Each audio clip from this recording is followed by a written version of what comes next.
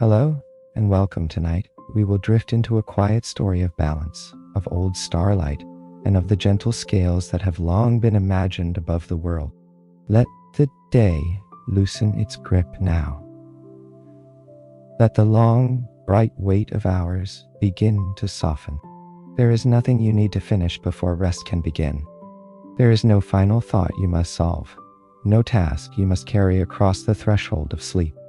The night asks less of you than the day. It asks only that you arrive. So allow your body to sink a little more deeply into the bed beneath you. Feel the support that has been waiting for you all along. Let your shoulders lower. Let the small muscles around your eyes unfasten. Let the jaw unclench. Let your hands rest where they are, with no need to arrange them into comfort. Because comfort often comes most easily when it is not forced. Breathe in slowly, as if the air were cool silk moving through a still room. Then breathe out without hurry, as though even your exhale understands that there is nowhere else to be.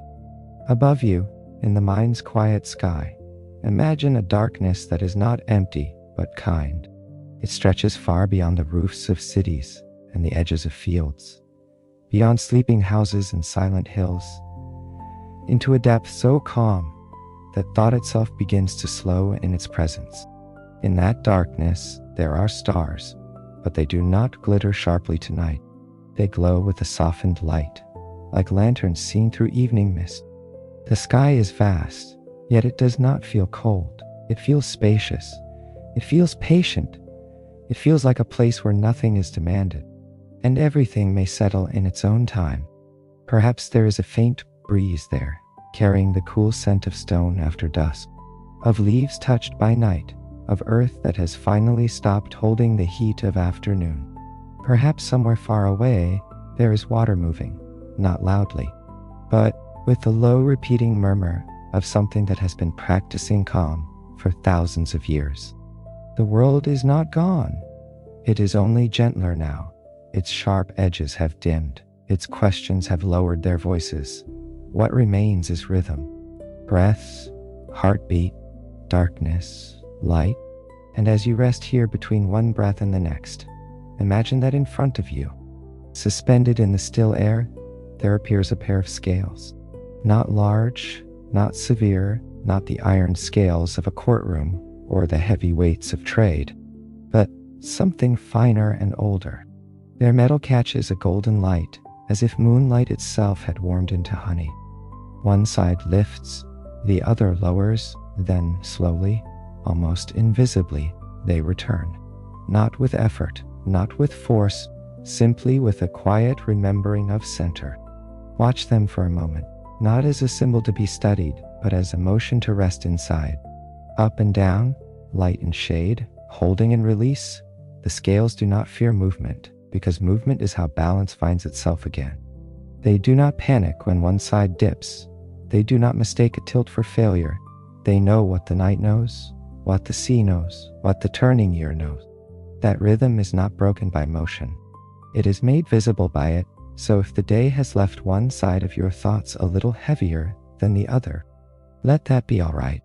If something still lingers in the chest, or behind the eyes, or at the edge of the mind, you do not need to drive it away. Let it rest for now in one bowl of the scale. The other bowl holds the darkness, the bed, the breath, the long patience of night. In time, without your forcing it, they begin to answer one another. What is heavy grows less lonely. What is light grows more steady. The whole of you is gently reintroduced to equilibrium. Tonight, we will follow this image inward and upward, through ancient myth, through the hush of old stories, through the quiet character of those once linked to these celestial scales, and finally back out into the sky itself, where Libra waits in a shape so modest that many pass beneath it without noticing. But there is no need to travel quickly. This is not a story of rushing toward revelation. It is a story of easing toward it, of arriving softly at an old idea that has comforted human beings for a very long time. That even what tilts can return, that even what trembles can find center, and that rest is not something you earn at the end of perfect balance, but something you may enter while balance is still on its way. Take another slow breath. Let the scales glow a little more warmly. Let the room around you fade if it wishes to. And as the night broadens and your thoughts grow less fixed to the day, let us drift back to a time before constellations had names, before the sky was divided into signs, when balance was not yet drawn among the stars, and yet was already quietly at work in the world, before there were astrologers to mark the seasons by the heavens, before sailors looked upward for guidance, before poets gave stories to the shapes of stars. There was already a hidden order moving through things. The first people to wonder at the sky did not invent balance. They noticed it. They felt it in the equal hush before sunrise, in the measured return of tides, in the way a branch bends and does not break, in the way a sleeping child breathes without needing instruction. Long before Libra was spoken aloud, balance lived everywhere quietly enough to be overlooked and faithfully enough to be trusted. Imagine the earliest world not as empty, but as young. The sea is darker then, the mountains more mysterious, the nights fuller, because no city light rises to thin them. In that world, every contrast appears larger, day and night, warmth and cold, storm and stillness, growth and decay. Yet beneath the contrast there is pattern. The day does not merely vanish. It yields. The tide does not simply surge. It returns. Leaves do not only fall. They make room.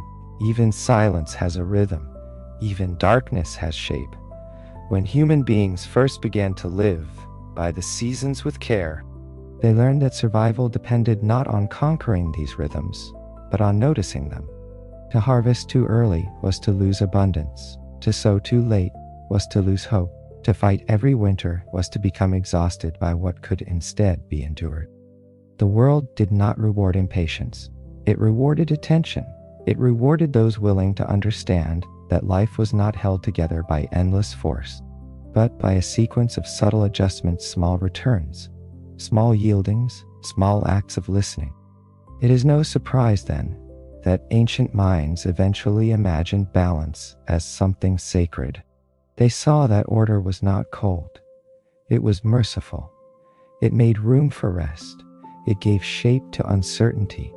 It allowed the sun to leave and yet promised morning.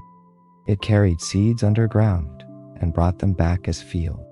It set a hush over the sleeping world, not to erase it, but to restore it. Balance became more than a practical observation. It became a feeling, then an idea, then, in time, a presence. And tonight, rather than beginning with balance as a set of traits or a sign in a zodiac wheel, we begin where older stories often begin, with the sense that some principles are too deep to remain abstract. Love becomes a goddess, dawn becomes a chariot, wisdom becomes a voice, and balance, too, takes form, not because the ancients were confused, but because they knew that human beings listen most deeply when truth walks toward them wearing a face. There is comfort in entering such an old story slowly. We do not rush toward names or lessons.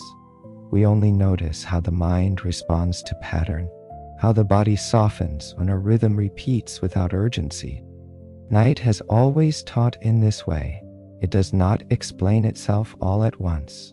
It lowers one shade after another until even restless thoughts begin to move more quietly. Yet even before that face appears, linger here a moment longer in this older silence. No temple yet, no constellation yet, no bright line joining stars into a figure, only the world itself moving in patient opposites, light reaching across stone, shadow following, wind rising, wind resting. The pulse of time moving forward by returning to things it has always known. If the mind relaxes in repetition, perhaps it is because repetition is one of the first languages the universe ever spoke. There is comfort in that. It means that rest is not unnatural. It means that slowing down is not failure. It means that your own breathing, entering and leaving with soft consistency, belongs to a pattern much older than any human worry. There is no shame in being tired. There is no error in needing stillness. The oldest laws of the world are not laws of relentless striving. They are laws of alternation, recovery, and measured return. So let the thought settle in you now. Balance is older than names, older than maps, older than memory. The scales we imagine in the sky are beautiful, yes, but their beauty comes from a deeper source. They are only a visible sign of an invisible steadiness, a picture of something the world has long been doing in secret. And in the old Greek imagination, that secret steadiness was once given a name. She did not arrive like fire split from heaven. She did not come with a cry, or a weapon, or a storm around her brow. She came as what the world had been waiting to recognize in itself. And as the earliest stories tell it, her presence entered the young cosmos, as gently as order enters a room when a lamp is lit at dusk. In the first age of Greek myth, when the world was still close to its origins and the boundaries between force and form had not yet fully settled, earth and sky were imagined as ancient beings, vast enough to give rise to generations of power. From Gaia, the deep-breasted earth, and Uranus, the endless sky, came children of great strangeness and magnitude, titans whose names carried the feel of mountains, time, ocean, memory, brightness, and law. Among them was Themis, but the old stories do not leave the same impression around every titan. Some arrive clothed in conflict, some are remembered for ambition, for cunning, for violent change, for the unstable pressure of wanting to rule. Themis enters the imagination differently, even in later retelling. When myths grow crowded and personalities sharpen, she remains curiously composed. It is as though she belongs not merely to a family of divine beings, but to a quieter category altogether, the powers that do not need display, because they are already woven into the frame of things. If you were to picture her in that earliest dawn of myth, you might not first imagine a queen or a warrior. You might imagine a figure standing beside a still body of water before sunrise. The sky above her is pale at the edges. The world is waiting. Around her, there is no command, no threat, no urgency. Yet everything seems to take its cue from her presence. The horizon steadies, the hush holds, the first bird does not sing too soon. Even the air seems to know where to rest.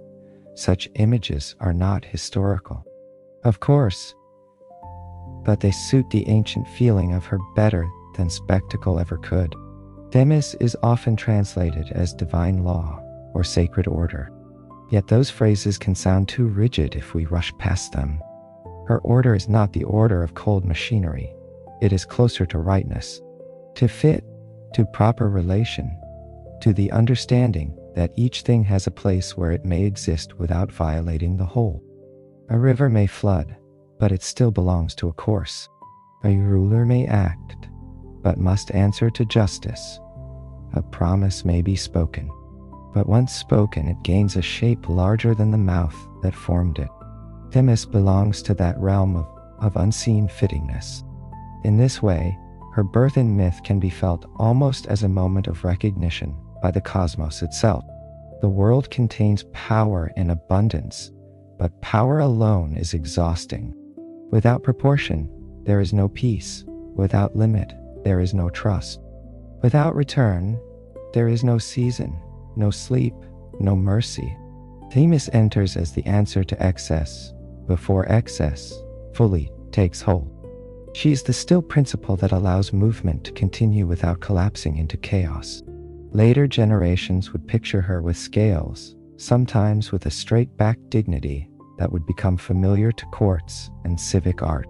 But before the image hardens into symbol, let her remain soft for a while in the imagination. Let her be known first by effect. When voices grow heated, they lower around her. When pride swells, it is quietly measured. When confusion spreads, shapes begin to separate again into what belongs and what does not. There is authority in that, though it is not loud. There is power in that, though it does not dazzle, and perhaps that is why she feels so suitable for the night. Many gods demand attention, but Themis invites alignment. Many stories excite the mind, but hers can soothe it. She does not need the listener to brace for conflict. She asks instead for steadiness, for attention to rhythm, for the calm understanding that a universe worth inhabiting must have more in it than force. It must have fairness. It must have timing. It must have a way of returning, so as the young cosmos of myth unfolds around her, imagine Themis not as separate from its balance, but as balance made visible enough for story. She walks not ahead of order, but with it. She is not merely a judge who appears when something has gone wrong. She is the reason rightness can be felt even before wrongdoing begins. And in a world crowded with primordial powers, that quiet gift makes her one of the most enduring presences of all. The old stories say that in time the world would shake with conflict, and the thrones of heaven would change hands. But before those great upheavals, Themis already existed as a kind of calm architecture within the mythic world. A framework no storm could entirely destroy. And when storms finally did come, it would become clear just how much even the gods needed what she carried. The age of the Titans, in many old tellings, feels like weather on a cosmic scale. Enormous beings move with enormous wills. Power gathers, collides, shifts, and gathers again. In such a world, it is easy to think only the loudest force matters. Yet Greek myth often hides a subtler lesson beneath its thunder. Victory can seize a throne, but it cannot by itself establish order. Something steadier must follow. When the struggle between Titans and Olympians rose into legend, the sky was imagined as cracked with lightning, the sea thrown into unrest, the earth trembling under the weight of divine upheaval. Younger gods contested the old powers, oaths hardened, alliances formed. Time itself seemed poised between one world and another. The stories of that conflict can be grand and violent in other contexts, but tonight let them be seen from farther away, as one sees a storm over distant mountain. There is noise in it, yes, but from here what stands out more is the pattern of brightness and shadow, the way turmoil eventually exhausts itself. If any part of the story has grown a little brighter in the mind, let it dim now in the gentlest way. Return for a moment to the bed beneath you, to the simple weight of blankets, to the ordinary kindness of being supported. Myths may rise and kingdoms may change, yet your breathing remains the truest measure here. It enters, it leaves, and in that quiet exchange, balance is already being kept. And through that great disturbance, Themis remains one of the few figures who seem untouched by frenzy. Not detached in the sense of indifference, but steady in the sense of clarity. She does not become the center of the war, because war is not her element. Yet precisely for that reason, when war concludes, she becomes indispensable. Zeus may gain supremacy, but supremacy is only height unless it learns proportion. A ruler may command obedience, but if pride clouds judgment, dominion weakens from within. Thunder can compel, it cannot by itself create trust. So in the halls of the new Olympus, where triumph still carried the heat of battle and old grievances had not yet entirely cooled, Themis came to matter more than ever. Later, myth remembers her seated beside Zeus, not as ornament, but as counsel. This detail is telling. Greek imagination did not place her beneath the ruler as a mere servant of law, nor above him as a rival authority, but near him, close enough to temper force without humiliating it. She becomes, in effect, the calm intelligence that power must lean on if it wishes to endure. Imagine that high palace now, not in harsh marble brightness, but in the softened gold of late evening. The celebrations of victory have quieted. The halls are larger in silence. Torches burn lower across the polished floor. Voices carry less sharply than before. Zeus, Lord of the sky, is not less mighty in the stillness. but perhaps more aware of what might slip from his grasp, if might is all he uses. Beside him sits Themis, and the air around her seems to slow whatever enters it: anger, haste, vanity, the quick pleasure of deciding too soon. When disputes arise among the gods, and of course they do, she is not remembered for shouting them down. She listens. That detail matters too. In many myths, listening is the hidden beginning of law. To listen is to admit that truth may require more than impulse. It may require weighing. In that quiet act, one can already sense the scales before seeing them. One claim rises, another answers.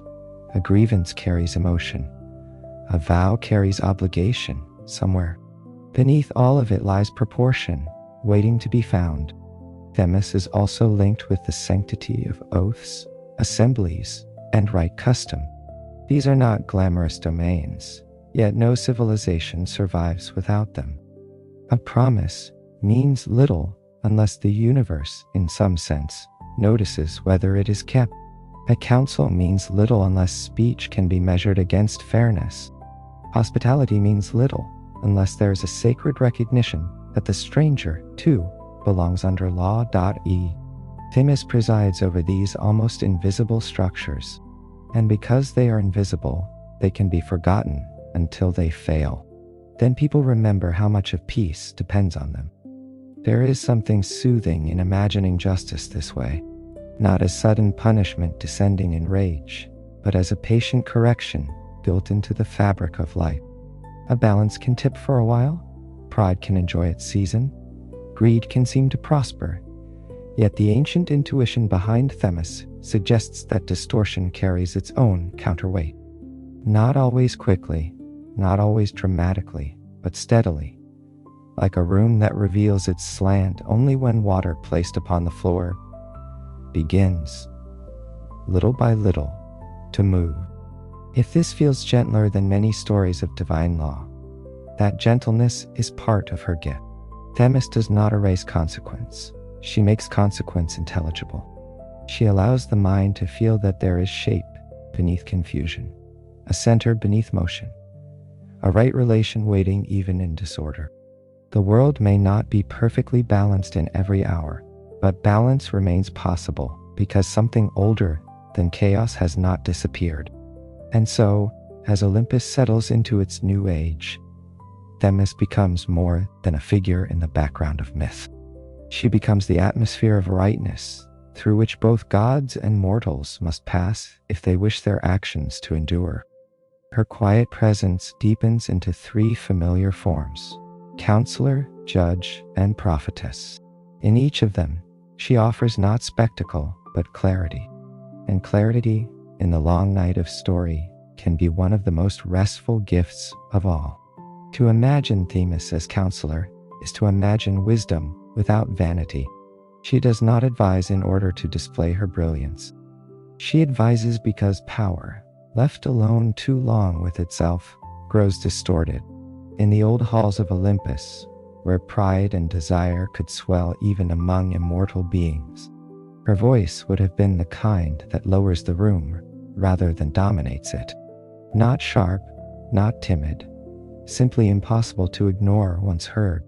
The counselor sees beyond the immediate heat of events. If Zeus burns with anger, Themis is the cool distance that reminds him anger is brief, but rule must last. If Hera feels slighted, if Poseidon bristles, if rivalries begin their familiar weaving, she represents proportion, the wider frame, in which a single insult is not the whole of reality. This role is deeply tied to sleep-like storytelling because it pulls every agitation back from the edge. Each time emotion rises, her presence returns us to steadiness. Each time the myth could turn harsh, she softens it into perspective. As judge, she is even more enduring. Here the image of the scales emerges naturally. Picture them not as instruments of fear, but as delicate measures of truth. In one bowl lies intention, in the other, effect. In one, a king's decree, in the other, the life it touches. In one, a promise offered lightly; in the other, the trust built upon it. The scales do not flatter status. Gold does not impress them. Beauty does not sway them. They answer only to weight that is real. This is one reason the symbol remains so powerful long after the finer details of myth blurred with time. Human beings hunger for the possibility that somewhere there exists a measure not corrupted by appetite. In the image of Themis, they found that hope. She could weigh without spite. She could discern without cruelty. Her justice was not blind because she refused to see, but because surface was never enough. Essence mattered more than appearance. That is a subtler and perhaps more comforting kind of fairness. Her prophetic side adds another layer to her calm authority. Some traditions place the earliest sacred wisdom of Delphi in her keeping before the sanctuary became associated with Apollo. Whether one treats that as strict mythic chronology or as a poetic memory matters little tonight. What matters is the feeling behind it. Themis, as prophetess, does not speak in dizzying riddles to show how mysterious she is. Her knowledge is often imagined as clear, direct, and difficult only because truth itself can be difficult to accept. She sees patterns before others do because she is aligned with patterns more ancient than desire. There is a beautiful gentleness in this kind of prophecy. It is not fortune-telling for curiosity's sake. It is guidance toward right timing, right conduct, right relation. Walk with the season, not against it. Keep your word, because words ripen into consequences. Welcome the traveler, because dignity does not belong only to the familiar. Do not place your pride above proportion. Such teachings may seem simple, but sleep stories thrive on simple things, said slowly enough to reveal their depth. And in Themis, simplicity becomes vast. The old imagination also grants her lineage of meaning.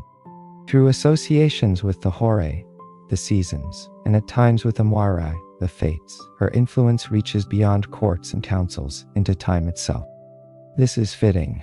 What is justice without duration? What is balance without sequence? A field does not become ripe the day it is sown. A broken trust does not mend in an hour.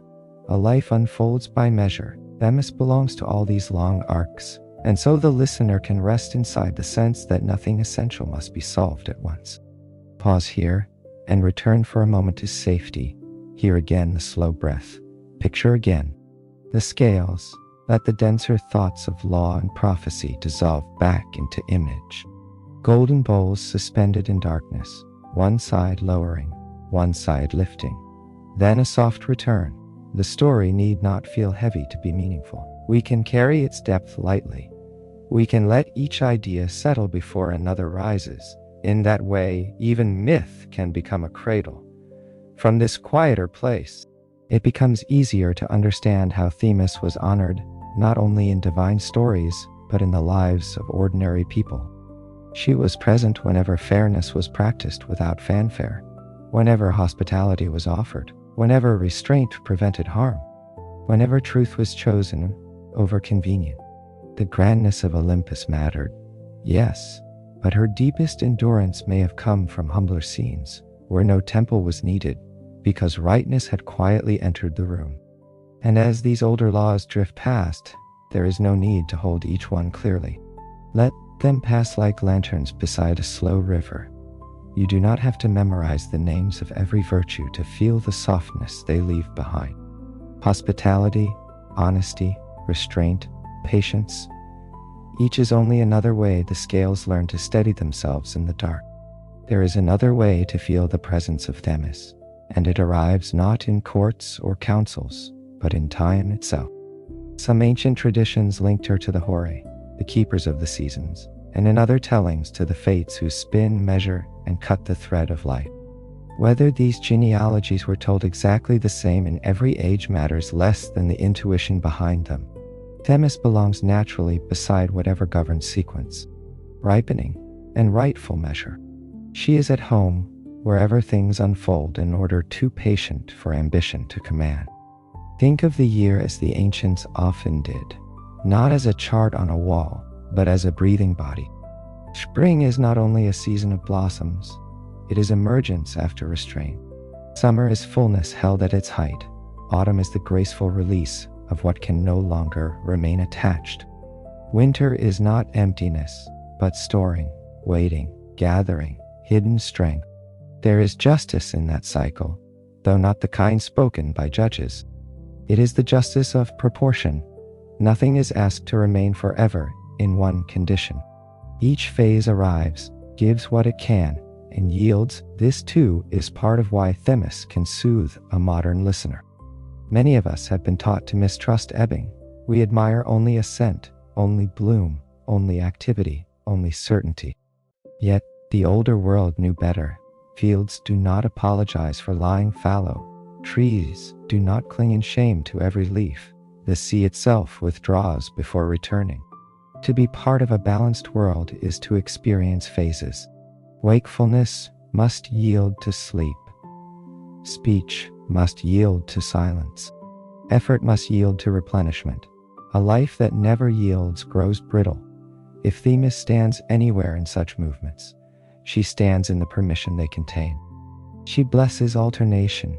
She dignifies timing. She reminds the overburdened mind that there is no virtue in refusing all inward winters, no wisdom in demanding endless summer from the self. Perhaps one reason people once imagined the seasons as close to sacred order is that the seasons are teachers no one can fully ignore. They show us how to ripen without rushing, how to let go without collapse, how to endure stillness without imagining it useless. And the fates, too, if we bring them gently into the story, deepen this feeling. A thread is measured not to frighten, but to remind. Length itself is part of order. No hour can be stretched forever. No wound remains in its first intensity forever. No night, however long, withholds mourning forever. Measure can sound stern when spoken quickly, but spoken slowly becomes almost tender. It tells the restless mind that even uncertainty occupies a span. It need not fill all time. It is held within time. Return to safe quiet now. Imagine a field at the turning of seasons. The stalks move under a mild wind. The light is lower. Somewhere leaves loosen without grief. Somewhere buds form in secret before anyone would think to look for them. You do not need to know what season your own heart is in tonight. It may be enough to accept that hearts also move by weather, by intervals of fullness and intervals of rest. Themis would not hurry that. She would only keep it in balance. This makes the image of the scales even richer. They do not merely weigh moral acts. They also hold timing. They hold ripeness and restraint. They hold the permission to slow down when slowing down is right. They hold the truth that growth and stillness are not enemies. Perhaps that is why the sign later associated with these scales came to love beauty so much. Beauty often appears when proportion has been allowed to ripen undisturbed, when color, shape, distance, and silence are all given their place. So the story drifts onward, not away from myth, but deeper into its gentler implications. If Themis keeps sacred order, then she also keeps the quieter harmonies by which life becomes livable. And from those harmonies grows one of Libra's most beloved realms, the world of beauty, arrangement, and the peace that comes when outer form helps the inner life breathe more easily. Imagine an evening in the ancient world, long after the day's labor has ended. A traveler appears at the threshold of a home. Dust clings to his clothes.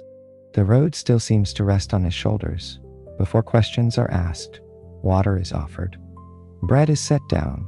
A place near the fire is made. No crowd witnesses the gesture. No hymn is sung over it. Yet in the old Greek understanding, such an act is not small. It participates in sacred order. It acknowledges that dignity is not measured by familiarity or rank. In such moments, Themis is present, or imagine two people making an agreement beneath open sky. Perhaps they clasp hands. Perhaps a promise is spoken before kin, or before elders, or before no one but the listening earth. The words themselves are light in the air, and yet the ancient mind knew that once uttered sincerely, they become heavier than breath. They join the invisible architecture by which trust is built. A vow may not shine, It may not roar, but it changes the shape of the world around it. To keep it is to add weight to balance. To break it is to set a tilt in motion. This is the quieter side of divine law that makes Themis so well suited to a sleep story. She does not dwell only in punishments or proclamation. She dwells in daily restraint, in proportion, in the ordinary mercy of people, remembering that their actions touch more than themselves. A ruler must be fair, yes, but a household, too, requires fairness. A market does, a friendship does, a conversation does, even silence does, even silence does. At times, when silence is used not to wound but to make room. The ancients also tied sacred order to public assembly, to the places where people gathered to deliberate and decide. Such scenes can sound formal to modern ears, but beneath them lies a human truth. Communities survive when voices can enter a common space without being devoured by force alone. Themis presides there, not as noise, but as possibility. The possibility that speech might become understanding, that disagreement might be weighed rather than weaponized, that decision might emerge from measure instead of impulse. There is something deeply restful in picturing justice as woven into common life. It means goodness need not always be heroic to matter. It can be small, it can be patient, it can arrive in tone of voice, in a welcome at a door, in the refusal to exploit weakness, in the care taken to share burdens more evenly. For a tired mind, this matters.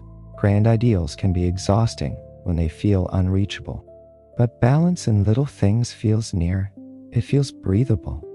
It feels possible even now, in this quiet room, with sleep approaching. And if imbalance enters, as it always does in human life, Themis does not need to descend with spectacle. The old stories often imply something more subtle. That excess carries within it the seed of correction. Pride strains its own supports, greed blinds its own judgment, cruelty isolates itself. The scale may not right itself immediately, but the tilt is never final. Time notices, consequence ripens, the deeper laws remain at work, whether or not anyone speaks their names. Pause once more in safety, let the story inhale, let it exhale, hear the house grow still after the traveler has eaten. Feel the pressure of promises turning into trust. See a circle of elders beneath trees, not arguing sharply now, but sitting in the long rhythm of listening.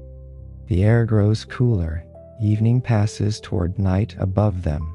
Though they do not all look up, the stars begin to gather. Somewhere among them waits the image that will one day preserve Themis in light. Because symbols often rise when a truth has become too beloved to remain only on earth. The scales she carries, whether in art, in imagination, or in the inward sense of right measure, do not stay confined to halls and thresholds forever. In time they are lifted upward, where they can be seen by generations who may forget the details of her story, and yet still feel the pull of what she embodied. Thus balance leaves the hand and enters the sky, becoming Libra. Rest again in the image above the world. The stars are not hurried. The air does not insist. Even the idea of justice, in this quieter form, is not a sharp instrument, but a patient relancing. So if the mind has followed the story closely, let it loosen its grip a little now. Nothing important will be lost by becoming softer, and once in the sky, the symbol changes slightly. It keeps its ancient weight, but takes on a new softness. It becomes not only the measure of conduct, but a lantern for reflection, a sign under which people begin to imagine certain temperaments, certain longings, certain graceful ways of moving among others. The story turns from the world of gods and laws toward the world of character, relationship, beauty, and the human wish to live without harshness. We follow it there now, slowly, as though stepping from a temple into moonlit air. Among the constellations of the zodiac, Libra is unusual. Many of the others present a figure that moves, hunts, stings, swims, or remembers some dramatic act. Libra offers no creature, no hero, no body in motion. It offers an object, and not even an object of violence or conquest, but a measure. This is one reason the sign has long carried a special quietness in the imagination. It points less toward appetite and more toward relation. Less toward force and more toward proportion. Its beauty lies in what it keeps from going too far. So when later traditions began to speak of those born beneath the sign of Libra, they often drew from the ancient spirit of Themis without needing to retell all her myths aloud.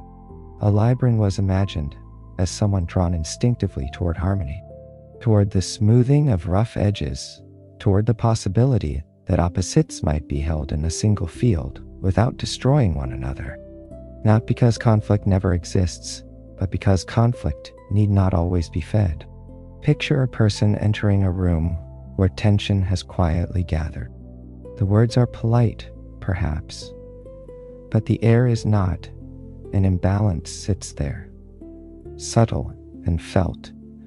Some people would challenge it sharply. Some would retreat, but the Libran temperament, at its gentlest, notices not only what is wrong, but what could be rearranged. A softer phrase, a fairer turn. A question that allows each side to feel heard. A change in tone before anyone can say why the room has become easier to breathe in. This is the diplomacy associated with Libra at its best. Yet the sign's relation to harmony is not only social, it is also aesthetic. Libra has long been linked with beauty, refinement, and the soothing effect of proportion made visible. A balanced room, a graceful line of architecture, music whose parts answer one another, flowers arranged with care, cloth that falls well in candlelight, a cup placed just where the hand expects it. These small harmonies matter. They are not trivial. They calm the senses. They reassure the mind that chaos is not the only possible arrangement of the world. Because Libra is ruled in astrology by Venus, later traditions often emphasized affection, companionship, and the pleasures of shared life. But even here, the older balance remains. Love is not merely desire, it is relation. It is the art of making space for another without losing proportion within oneself. Friendship, too, becomes a kind of scale and exchange of listening and speaking, of offering and receiving, of difference held without violence. The Libran longing for partnership is often less about possession than about resonance. This is where the sign becomes especially rich for sleep storytelling. It allows us to linger in scenes of civility, gardens, evening conversation, letters written with care, windows left open to cool air, lamp glow across polished wood, the hush that follows understanding. Not every story needs a wound at its center. Some stories heal simply by dwelling in the possibility of gentleness. Libra offers that possibility. It suggests that the world, though often rough, still contains patterns of grace worth trusting. Return gently now to the image of the scales. They have followed us all along, though quietly, in this part of the story. They no longer weigh laws or divine disputes. They weigh tones of voice, degrees of tenderness, forms of beauty, the subtle pressure by which one person's mood affects another. They remind us that harmony is not abstract. It is felt in rooms, relationships, meals, garments, songs, and silences. It is made moment by moment. There is also a kind of intelligence in this sign that should not be overlooked. Libra is often described as seeing more than one side of a matter, and though that may later lead to its own difficulties, here, in its brighter form, it appears as breadth of perspective. Such a person may hesitate before judging, because judgment deserves care. They may listen longer, because truth often arrives by layers. They may seem gentle, because gentleness allows complexity to remain intact a little longer before being cut apart. For a tired listener, this can feel like a permission. You do not have to decide everything tonight. You do not have to reduce every ambiguity by force. Some things may simply be held for a while in balanced suspension, not ignored, not solved, only carried more lightly. This is one of Libra's hidden comforts. It teaches that poise can be active, not empty. That peace can involve attentiveness, not mere escape. And from this poise arise the sign's most beloved qualities: fairness, tact, grace, consideration, charm without aggression, and the enduring belief that even unlike things may learn to coexist beautifully. We can feel that now, as the story moves from public harmony into more intimate ground, into love, companionship, empathy, and the soft skill of seeing through another person's eyes. Beauty is easy to misunderstand when spoken of too quickly. It can sound superficial, like decoration laid over more serious matters. But the older imagination linked beauty to harmony for a reason. A balanced space calms the body before the mind has formed an opinion. A well-proportioned garden invites slower steps. Music whose notes answer one another does not merely entertain. It regulates feeling. Even a room arranged with care can lower the noise inside a tired person. Libra's love of beauty belongs to this deeper field of quiet influence. Imagine a portico in the late afternoon, its columns holding regular intervals of light and shade, or a courtyard with a shallow basin reflecting a pale sky, or a simple bedroom where the curtain stirs just enough to let cool air enter, while a folded blanket lies ready at the foot of the bed. None of these things announces itself as philosophy, and yet each contains a philosophy of proportion. Enough, but not excess, grace without clutter, warmth without heaviness, space left open so the eye may rest. This is why so many later descriptions of Libra return to elegance, refinement, and a wish for pleasing surroundings. The sign is not merely attracted to pretty things. It is attracted to arrangements that reduce internal friction. Flowers in a bowl, a candle placed where its light can soften rather than glare. The satisfying pair of cups chosen to be used together. The clean line of a bridge over water, the balanced wording of a letter. Beauty, in this sense, is a form of emotional architecture. It shapes feeling by shaping relation, and because Venus is often said to rule Libra, love enters this aesthetic field not as spectacle, but as atmosphere. One can feel affection in the way a place is prepared for another person. A chair pulled slightly outward, fruit washed and set within reach. A lamp left burning near the door. A table made orderly not for display, but for welcome. So much of human tenderness lives in arrangement.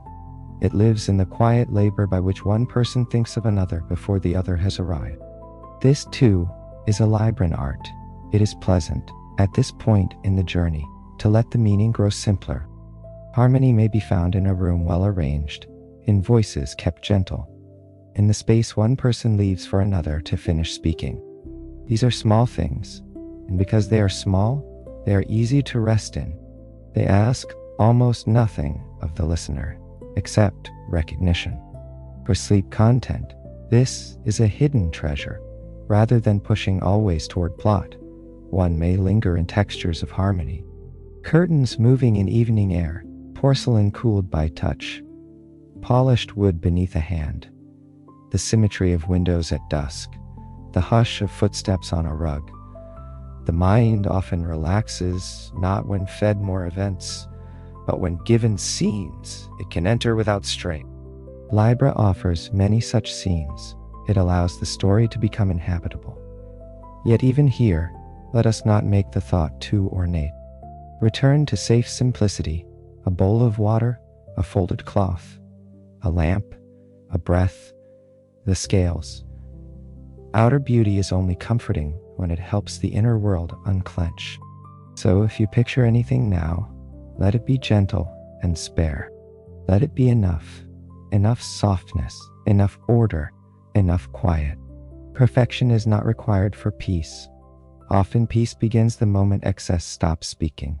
There is another gift concealed inside this Libran relation to beauty.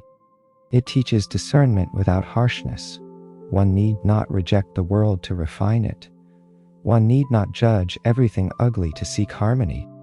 It is enough to notice what soothes and what jars, what opens the chest and what tightens it, what allows thought to become fluid and what turns it brittle. Such noticing can be kind. It can become a form of self-care older than the phrase itself, a way of adjusting the world slightly so the nervous system feels less alone. And because beauty is never fully separate from fairness in this sign, the loveliest arrangements are not those made only for display. They are the ones that include others, a shared meal laid out evenly, public place built to welcome many kinds of bodies, a conversation made graceful by equal regard when beauty and fairness meet. Libra is very near. The scales brighten. The air becomes easier to inhabit. The story grows softer at the edges. From here, the transition to human relationship becomes easy again. Because relationships, too, are forms of arrangement. We place ourselves beside one another. We learn distances. We negotiate weight. We discover what can be shared and what must be held separately. In this sense, every friendship and every love asks, quietly, for the same thing the constellation asks of the sky, a living balance that allows each part to remain itself while still belonging to a larger whole. There are nights in human life when one does not want revelation so much as company. Not conversation exactly, and not advice, but the presence of something measured and kind. Libra has always lent itself to that mood. It is the sign of the companionable evening, the walk taken without urgency, the table where words do not compete, the lantern glow shared by more than one person. It does not rush toward intensity. It prefers resonance. This is why its hidden richness often emerges most clearly in slower hours. Picture a long colonnade open to a moonlit courtyard. Two friends move there in unhurried steps. Their talk is soft, perhaps intermittent. One speaks, then both fall silent, and the silence does not need repair. A breeze carries the scent of stone, olive leaf, and distant water. Somewhere a fountain repeats itself. No great decision is made. No dramatic confession breaks the air. Yet both leave steadier than when they arrived. This is very close to Libra's best medicine. Not transformation through shock, but restoration through accord. Such scenes matter because the middle of a sleep video must not become too intellectually crowded. It needs places where the listener can float. Libra provides them naturally. A balcony at dusk, a garden path between clipped hedges, the muted conversation of guests after the main meal, when candles have burned lower and voices are gentler. A scribe pausing over a letter to choose kinder wording. A musician adjusting the tension of strings until the instrument answers with a note that no longer strain. All of these are scales in disguise. There is also a deeply human generosity in the Libran wish to make others feel comfortable. Chairs are angled toward one another. Music is not too loud. Food is shared before one serves oneself. Disagreement is moderated. Harsh truths, when they must be spoken, are wrapped in enough care to remain truthful without becoming cruel. This instinct may at times lead to self-erasure, yes, but in its healthier form, it is civilizing. It turns coexistence into an art. Return again to safety. If the mind has followed many images tonight, let them begin to blur pleasantly at the edges. Courtyard, scales, stars, lamp, evening air. They do not need to remain separate. Let them overlap like reflections in moving water. The purpose is not sharp memory. The purpose is atmosphere. Atmosphere is one of the great treasures of sleep content, because atmosphere allows the listener to feel held without being over-instructed. In such held space, even the question of fairness becomes less stern and more intimate. Fairness is not only how law treats nations, but how one person allows another room to finish a sentence. It is how burdens are divided in a household. It is how credit is shared, how interruptions are restrained, how affection is not used to control. These details may seem small beside myth, but perhaps that is why they matter. Most of life is not lived in epic scale. It is lived in rooms, at tables, in doorways, during ordinary evenings. If balance cannot enter there, it enters nowhere, and yet a tired listener should never be made to feel examined by such thoughts. So let the tone remain tender. We are not measuring your life tonight. We are only wandering through an old pattern and noticing how often it appears. In cups set evenly upon a tray, in the pacing of footsteps, in a face turned fully toward another, in the relief of not being hurried, in the softness that comes when people stop trying to win the room and begin trying to share it. And because this is a bedtime story, not a debate, we can leave some of these qualities in soft focus.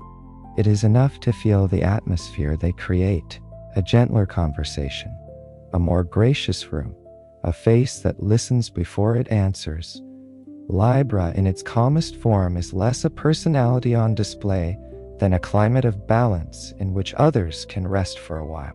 From these human evenings, the story may now begin one final widening.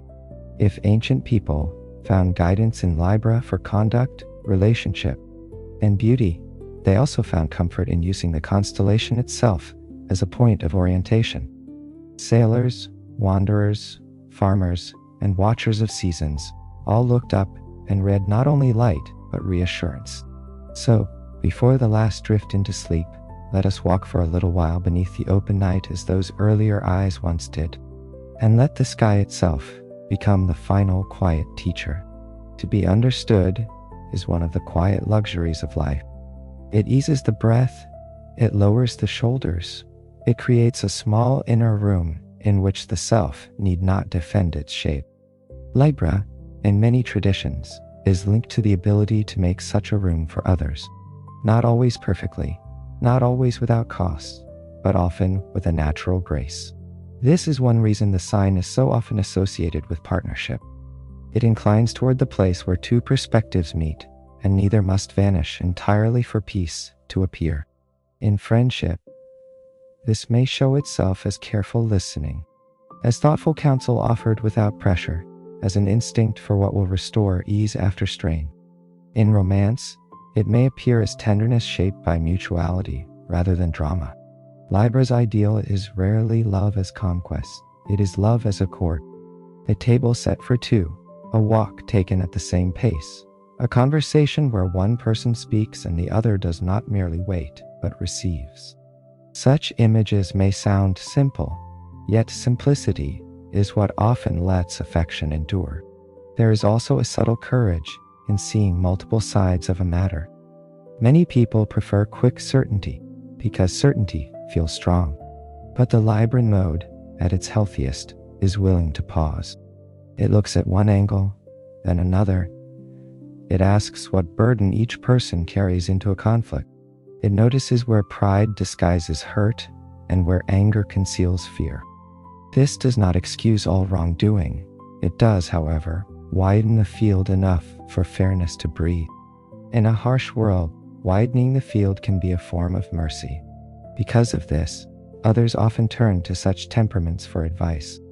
They do not always seek answers so much as atmosphere in which their own confusion can settle enough to reveal pattern. The Libran gift is sometimes less about speaking brilliantly than about arranging a human moment so that truth can arrive gently.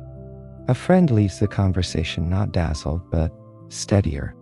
A partner feels less alone. A family argument softens by a fraction. The scales have shifted, not dramatically, but enough. Beauty continues to play its part here too, not vanity, but the beauty of fittingness.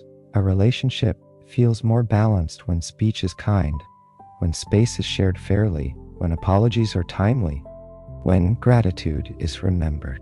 Even objects participate. A room where two people have placed things together over time holds a harmony that no single owner could create alone. Curtains chosen together, a cup always set on the same shelf, a chair moved slightly toward the light because one person knows the other reads there in the late afternoon. Such details are the domestic music of Libra, And yet, because this part of the story draws near to human closeness, let us take care not to thicken it too much. Return to safe ground for a moment. The night is still around you. The bed holds you without judgment. No relationship needs to be fixed tonight. No memory needs to be examined until it sparks. We are only noticing a gentle old idea. That fairness in love, fairness in friendship, fairness even in disagreement can make life quieter inside. And quietness inside is one of the ways sleep approaches. From this safe place, one may admit that even the gifts of Libra contain strain. To weigh many sides is beautiful, but it may also be tiring. To preserve harmony is noble, but it may tempt a person to smooth too much. To be beloved for grace may encourage the wearing of grace even when the heart longs to set it down. Every strength, if leaned on without rest, eventually creates a shadow. The scales may tilt in the very act of trying to remain level. That shadow is not a failure of the sign, it is part of what makes the sign human. And because sleep stories are most comforting when they allow gentleness toward imperfection, we do not now turn to the shadow with judgment. We turn to it as one turns down a path at twilight, curious but unafraid, aware that dusk does not cancel the landscape but changes its tone. So let the light grow a little softer. Let the story lower its voice. We are ready to see what happens when the longing for balance becomes heavy in its own right. One of the first shadows, often linked with Libra, is indecision. But even that word can sound harsher than the experience behind it. Imagine a mind that naturally sees more than one side, more than one consequence, more than one unspoken feeling suspended beneath a choice. Where others might move quickly because they notice only the surface, this mind notices the ripple. If I say yes to one thing, what does the no mean elsewhere? If I choose my own ease, does another person carry the weight? If I speak plainly, will peace crack? Such awareness is not weakness. It is sensitivity multiplied by responsibility. Before we follow those shadows any farther, let the story soften around them. No flaw named here is meant to harden into judgment. We are only watching the scales move, as scales must move. A tilt is not a failure. A pause is not a flaw. Even uncertainty can become soothing when it is allowed to sway without shame and return in its own time and bend. Yet, sensitivity can become exhausting when it never learns to rest. The scales keep moving. This option has merit. So does that one. Here is fairness. There is kindness. Here is honesty. There is timing. A choice that appears simple from the outside may feel crowded from within. In that crowding, stillness can become stuckness. The bowl of one possibility lowers. The other answers. Neither settles. The person waits for a perfect equilibrium that may never arrive. Meanwhile, life patient at first continues onward. Another shadow appears in the desire to preserve harmony at almost any cost. Conflict feels abrasive to many temperaments, but to Libra, it can feel like a distortion of the whole atmosphere, a discord that enters not only the room, but the body. To prevent that discomfort, there may be a temptation to yield too soon, to smile too quickly, to say it is all right when something inside remains unsettled. The scales appear calm from a distance, but one side has quietly taken on extra weight. This is where people-pleasing sometimes enters. Again, not from emptiness, but from the wish to keep the field smooth, to keep affection available, to avoid becoming the source of disturbance. Such a person may become very skilled at reading others, at softening edges, at anticipating displeasure before it forms. Others may love them for this grace, not realizing how much unspoken effort has gone into maintaining it. Over time, the self can become difficult to hear beneath the music of accommodation. Charm, too, has its shadow. Libra is often associated with social ease, with elegance in speech and manner, with a beauty that can put others at rest. These are lovely qualities, but when relied on too heavily, charm can become a silk curtain, drawn across discomfort. Smiles stand in for truth. Style enters where vulnerability might have gone. The outer arrangement remains beautiful, while the inner room grows crowded. This is not deceit in the cruel sense. It is a fear that honesty may disrupt the balance one has worked so carefully to preserve. Then there is the shadow that touches companionship itself. A sign so attuned to relationship may at times fear solitude more than imbalance. Better, perhaps, a flawed accord than no accord at all. Better to remain in a bond that no longer nourishes than to hear the hollow echo of one's own footsteps in an empty house. Yet here, too, the deeper lesson of balance waits patiently. A scale does not become stable by having more and more added to it. Sometimes it becomes stable when excess is gently removed. Let the story pause and return to safety. Hear the soft breath again. See the scales, but now in dimmer gold, as if the night has deepened around them. One bowl is burdened by hesitation, by politeness, by the wish to be loved, by the fear of becoming difficult. The other bowl holds truth, solitude, boundaries, plainness. Neither is the enemy of the other. They only need relation. They only need time. The great comfort here is that a trembling scale has not failed. It is still seeking center. This is the hidden compassion at the heart of Libra's shadow. The imbalances arise from loving balance so much. The hurt comes from caring about fairness, peace, and connection with exquisite sensitivity. Once seen in this light, the shadow grows less frightening. It becomes instructive. Indecision asks for trust. People-pleasing asks for honest weight. Charm asks to be joined by sincerity. Fear of solitude asks to discover that one's own company can also be a place of harmony. And because sleep stories are not meant to close every wound with a tidy knot, we do not force a lesson harder than the night can hold. We simply let the idea hover. True balance is not perfection. It is a living adjustment. It includes shadow. It includes moments of leaning, moments of uncertainty, moments when one must stop performing equilibrium and actually rest. There is tenderness in that understanding. The sign becomes more believable. The heart becomes less severe toward itself. From here, the story is ready to widen again. We have moved through the human interior through relationship, fairness, beauty, and shadow, and now it is time to lift our gaze outward once more. The mind often sleeps best after depth is followed by space. So let the inner rooms grow quiet. Let the human concerns become smaller, not unimportant, but gently farther away. Above them all, the night sky opens again, and Libra waits there in its modest constellation, patient as ever, asking for nothing but a look upward. Imagine a traveler crossing land at night, in a world without electric lamps, where darkness is deeper and the heavens nearer than most of us now remember. The road is pale dust underfoot. Low shrubs rustle faintly. The air cools as midnight approaches. Overhead the stars gather not as decoration, but as companions, markers, witnesses. To such a traveler, the sky is both map and comfort. It says, "You are small, yes, but not abandoned. Patterns remain above you, even when the road below is uncertain." Libra would not be the first constellation to seize the eye on such a night. It does not blaze like the brightest stars of summer or winter. Its gift is subtler. It waits for the gaze to steady then. Between stronger neighboring forms, it emerges. Perhaps that is why it lends itself so well to the sleepless imagination. Many of the most helpful things in life are not the loudest.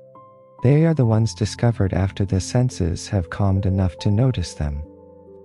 Now the mind may widen again, leave behind the close rooms of decision and emotion, and step outward into the larger weather of the sky.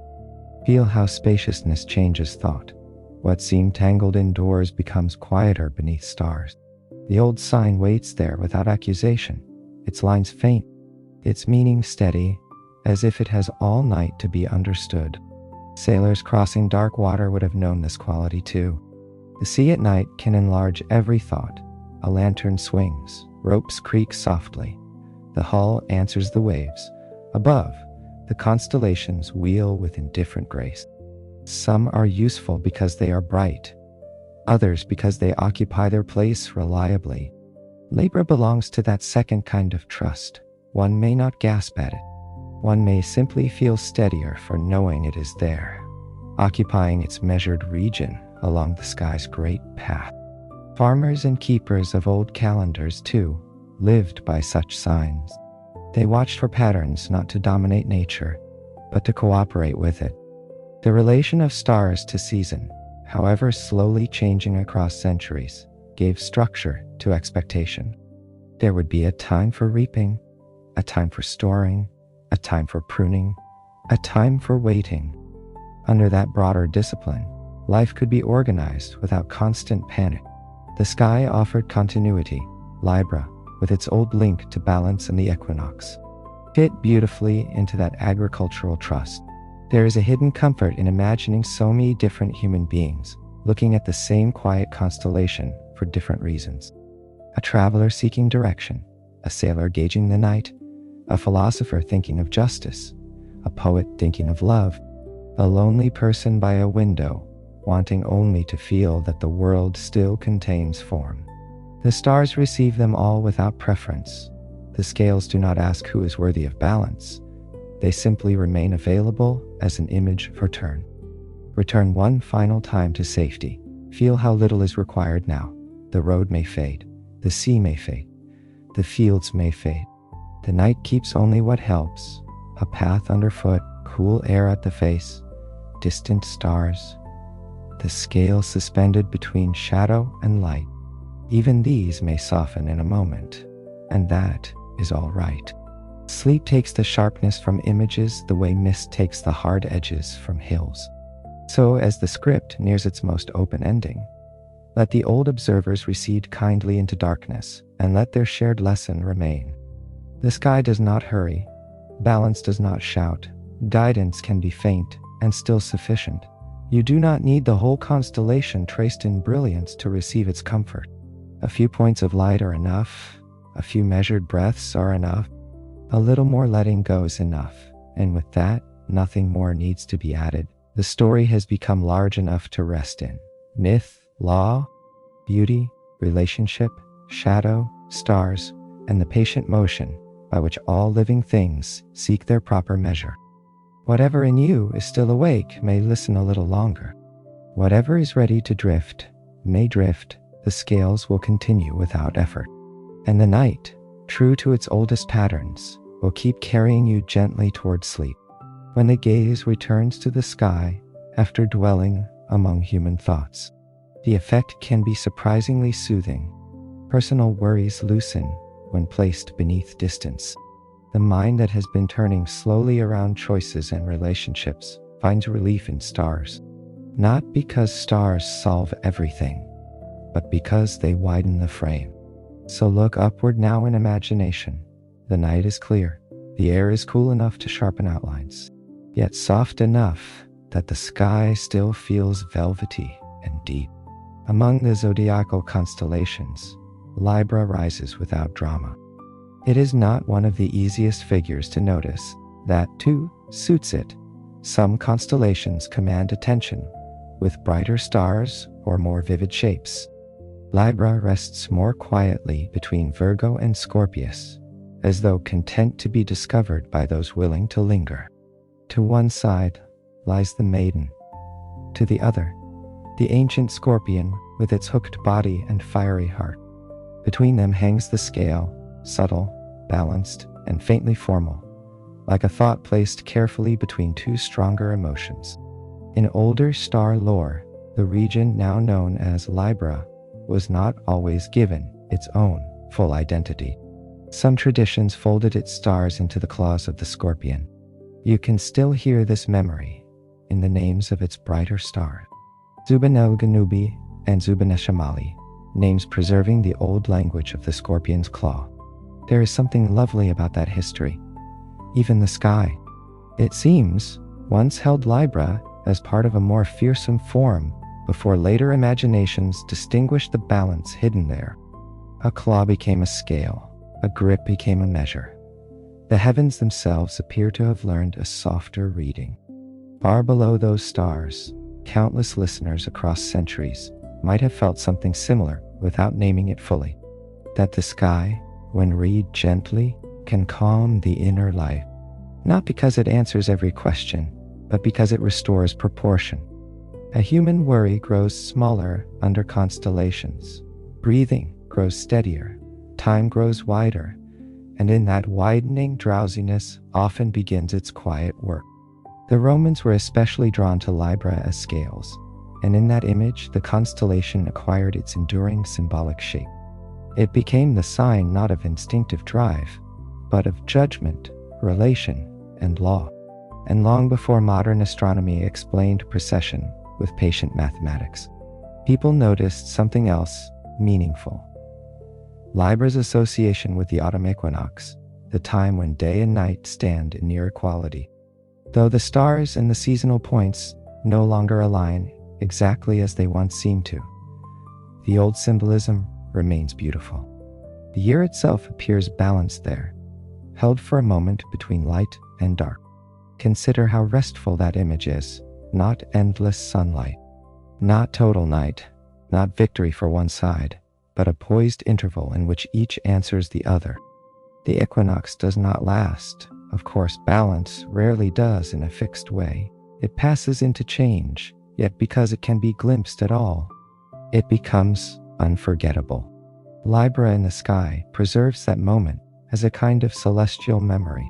The world pausing between extremes, not frozen, only perfectly attentive. Let us dwell for a little while on the stars themselves. Zubenelgenubi, one of the brighter points of Libra, is in fact a system of stars, a paired light when seen more closely, as though balance had hidden union within it from the beginning. Zubeneshamali has long been remarked upon for its subtle hue, sometimes described by observers as carrying a greenish cast, rare among visible stars. Whether one sees that tint or only imagines, it does not matter much tonight. The suggestion alone is enough to make the constellation feel slightly enchanted, as if its quietness keeps small secrets for patient eyes. Far beyond human life, these suns burn on, sending their light across years too large for the body to feel directly. The beam leaving one of them begins its journey, while seasons come and go on Earth, while cities rise and fade, while promises are made and broken, while generations fall asleep under roofs built by hands that will themselves be remembered only faintly. Eventually that light arrives, and someone lying in a field or leaning from a window sees it and thinks, perhaps without words, of measure, of peace, of the possibility that what feels unsettled below may still belong to a larger order above. Return once more to safe quiet. No astronomy lesson needs to be mastered tonight. No star names need to be retained. They are only gentle stones placed along the path, enough to give texture to the sky. What matters is the feeling of Libra there, understated, enduring, impossible to hurry. A constellation that does not blaze with conquest, but keeps company with those who seek proportion. A faint lantern for listeners, wanderers, and the sleepless. And now, as the sky deepens and the stars seem farther yet kinder, the story begins its final drip. We do not close it like a box. We do not end with a hard lesson. Instead, we return to the image that has accompanied us from the first breath.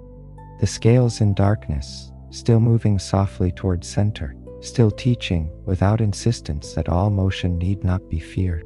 And that rest can begin before perfect balance has arrived. Stay there for a little while longer, in that poised hour between brightness and dark. You do not need to hold the astronomical details firmly. Let them blur into impression. A balanced season, a measured sky, a constellation made not to startle, but to steady. Sometimes the most restful knowledge is the kind that arrives as atmosphere rather than argument. So let the stars remain above you now, quiet and uncounted, while the image of the scales returns more clearly than before. They hang where you first saw them, but something has changed. At the beginning of the night, they were an invitation. Now they feel familiar, as if they have been keeping you company all along. The bowls are no brighter than they need to be. The metal does not flash. It glows. One side holds the old myths, the halls of Olympus, the still authority of Themis. The other holds human tenderness, fairness in speech, beauty in arrangement, longing in love, hesitation in the heart. Together, they move in a rhythm, so soft it is almost indistinguishable from breath. If the story has offered anything tonight, let it be this. Balance is not the absence of motion. It is not a frozen perfection in which nothing ever leans, nothing ever trembles, nothing ever changes. Balance lives, it adjusts, it listens, it yields and returns. The ancient imagination knew this when it gave the scales to Themis, and again when it lifted them among the stars. The symbol endures because human life rarely feels fully settled for long, and yet we continue to sense that settlement remains possible. Perhaps that is why the image comforts. It makes room for a tired heart. It allows a burdened day to exist without becoming the whole truth. One side of the scale may indeed feel heavy tonight. It may hold unfinished conversations, quiet sadness, overstimulation, loneliness, memory, or simply the shapeless fatigue that comes when the world has asked for too much attention. But the other side is not empty. It holds night, it holds patience, it holds the bed beneath you, the darkness around you, the simple mercy of no longer having to perform wakefulness. You do not need to correct the day now. You do not need to make yourself wiser before sleep, or kinder, or clearer, or more resolved. You may rest while things are still imperfectly balanced. In fact, that is often the only way balance returns. The body cannot be argued into peace. It is invited. The mind cannot always be commanded into stillness. It is accompanied there, so let the scales continue their tiny unseen motion without your help. Let them do what scales have always done. Somewhere far off in the imagination, a traveler has found shelter. A promise has been kept. A ruler has listened before deciding. A room has softened after tension. Two friends have understood each other a little better. A lonely person has discovered that solitude can be quiet without being empty. The equinox has held day and night in tender measure. A faint star has crossed an enormous darkness to arrive above the sleeping world. None of these things seal the world against sorrow. Yet each of them adds weight to balance. Each of them steadies the whole by a fraction. Fractions matter. And because the ending of a sleep story should not feel like a door shutting, we leave the night open. Themis does not depart. Libra does not vanish. The scales are not taken away. They remain where they have always been in human thought. Somewhere between law and mercy, between heaven and the inward life, between symbol and solace. You may return to them another night. You may forget the details of the myth, and remember only the softness. That is enough. Sleep keeps what it needs, so breathe once more, slowly. Feel the inhale gather, the exhale loosen. Let your face rest. Let the tongue rest in the mouth. Let the shoulders sink another fraction lower. If thoughts arrive, let them be light enough to set in one bowl of the scale and leave there. If silence arrives, let it rest in the other. No side must win. They need only answer each other until the motion grows smaller and smaller still.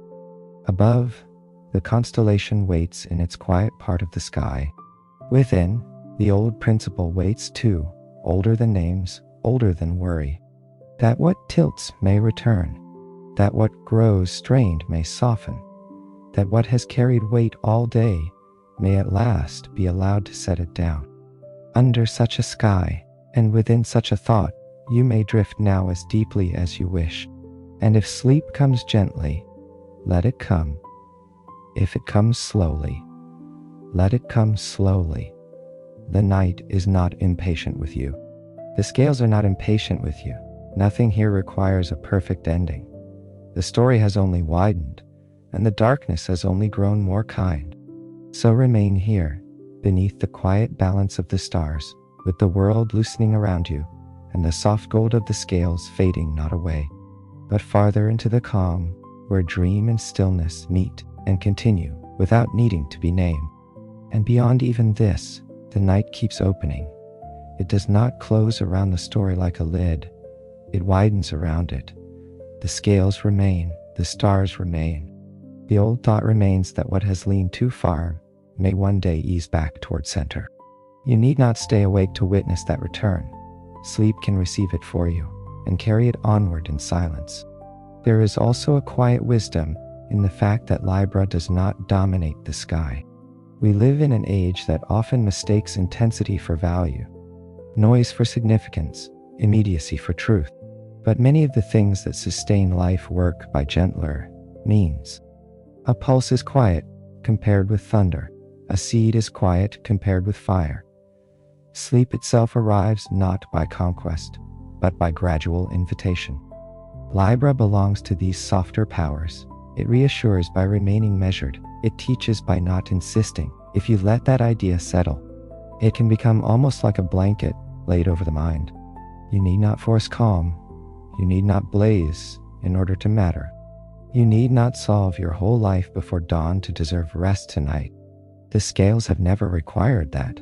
They ask only that each weight be acknowledged, each motion allowed, each return trusted. Their lesson is modest and therefore enduring. So if part of you still clings to the day, let that part be met with gentleness rather than reprimand. Let wakefulness itself be placed on one side of the scale and the deepening dark on the other. Watch how even now, without any command from you, the motion is growing smaller. Thought answers breath. Breath answers darkness. Darkness answers the bed. And all of it together answers an old, almost forgotten confidence that the world still knows how to carry living beings into rest. This is why the story does not truly end. It only thins into atmosphere. It becomes room tone, starlight, the afterglow of old brawn. The hush after a sentence has been heard, and no reply is needed. Somewhere Themis still sits in calm authority. Somewhere the equinox still holds light and dark in tender measure. Somewhere a faint greenish star continues burning in the patient reaches of space. Somewhere a traveler sees the sky and feels less alone. All these scenes remain available as long as the mind needs them, then loosen on their own as dreams draw near.